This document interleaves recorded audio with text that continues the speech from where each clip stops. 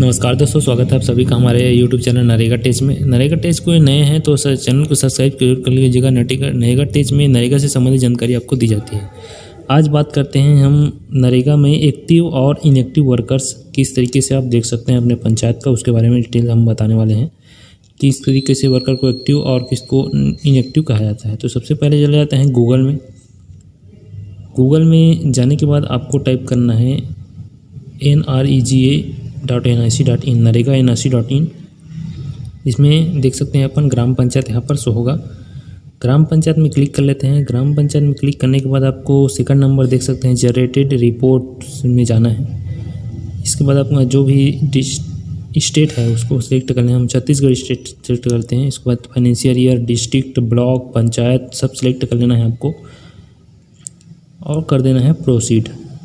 जैसे ही अपन करते हैं तो पंचायत का रिपोर्ट यहाँ पर खुल जाता है, जिसमें दूसरे नंबर में आना है अटेंडेंस ऑन अलर्ट और अटेंडेंस में जाना है। उसके बाद आप देख सकते हैं सभी मजदूर ग्राम पंचायत के जॉब कार्ड सही दिखाई देते हैं, जिसमें हाउस होल्ड नेम, दिनों की संख्या, रिमाइनिंग डेज कितने दिन बचे उसकी संख्या दिखाई देती है। जैसे शंकर लाल देख सकते हैं 11 दिन दिया है और रिमाइनिंग डेज 89, मतलब 100 दिन में 89 दिन यहाँ पर बचा हुआ है। तो जैसे कि 0 यहाँ पर दिखाया जाए वो इनएक्टिव वर्कर्स के अंतर्गत आएंगे वित्तीय वर्ष 2021-22 में।